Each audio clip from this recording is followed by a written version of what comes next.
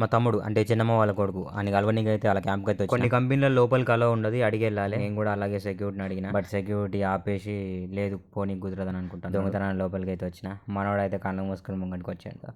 మంచి రోజులు లేవంటే ఇదేనేమో మేబీ. నేను దొంగతనాన్ని వచ్చినాక ఇంకా ఓడి పట్టుకోలేదు. జీతం చాలా తక్కువ. ఫస్ట్ లో నేను వచ్చినప్పుడు నా జీతం ఎంత ఉన్నాడు, ఇప్పుడు మనోడిది కూడా అంతే. జీతం తక్కువ ఉన్నప్పటికైతే ఫెసిలిటీస్ అయితే మంచిగానే ఉన్నాయి. రూమ్ కానీ అండ్ ఫుడ్ ఉంటదంట, ఫుడ్ కూడా చూద్దాం లాస్ట్ వరకు. డ్యూటీలో దూల తీరకపోతే ఇక్కడికి వచ్చినాక జిమ్ చేసుకొని, జిమ్ కూడా ఉంది, జిమ్ చేసుకుని దూల తీర్చుకోవచ్చు.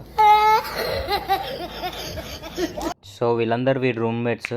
యాక్చువల్లీ నేను జిమ్ చూపిద్దామని అనుకున్నా, బట్ ఆడు లోపలికి రానియలేడు. షూలు వేసుకుంటాను లోపల రా అన్నాడు. ఇక ఫుడ్ విషయానికి వస్తే ఫుడ్ వచ్చేసి morning breakfast and lunch and dinner ఇవి 3 పెడతారంట. కాకపోతే ప్రతి దానికి టోకెన్ అయితే ఉంటుంది. ఆ టోకెన్ చూపిస్తేనే మన ఫుడ్ ఇస్తారు. యాక్చువల్లీ చాలా మంది క్వశ్చన్ ఏంటంటే దుబాయ్కి వచ్చే ముందు అయితే వండుకొని తినడం బెస్టా అండ్ ఇలా క్యాంటీన్లో కానీ బయట కొనుక్కొని తినడం బెస్టా అని చాలా మందికి క్వశ్చన్ ఉంది. ఎందుకు అంటే నాకుండే ఆ క్వశ్చన్. మా కంపెనీలో అయితే ఇప్పుడు వంట చేసుకుని తింటున్నా, సో నా పరంగా అయితే వండుకొని తినడమే బెస్ట్. ఈ కంపెనీ పేరు వచ్చేసి బర్క్లీ. మీకు తెలిసిన దుబాయ్ ఫ్రెండ్ ఎవరైనా ఉంటే వాళ్ళకి షేర్ చేయండి. బర్క్లీ కంపెనీ తెలిసిన వాళ్ళకి షేర్ చేసి. ఫెసిలిటీస్ జోరుదారుగానే ఉన్నాయి. తింటప్పుడు చూడు నీకు టీ కూడా పెట్టారు వీళ్ళకి. అన్ని ఫెసిలిటీస్ ఇచ్చే బదులు జస్ట్ వాళ్ళ శాలరీ పెంచితే మంచిగా ఉంటుంది. ఇక ఫుడ్ విషయానికి వస్తే ఫుడ్ ఒక రోజు తినొచ్చు, ఇక రోజు ఎట్లా తింటారు వీళ్ళకి తెలవాలి. అండ్ గైస్ ఇప్పటి వరకు మనకున్న సబ్స్క్రైబర్స్ 175. సో 1K ఎప్పుడు వస్తుందో మీరు మాత్రం ఖచ్చితంగా సబ్స్క్రైబ్ చేసుకోవడం మాత్రం మర్చిపోకండి. అన్నది రాజంపేట అంట, సో కలిసిండు గుర్తుపట్టిండు.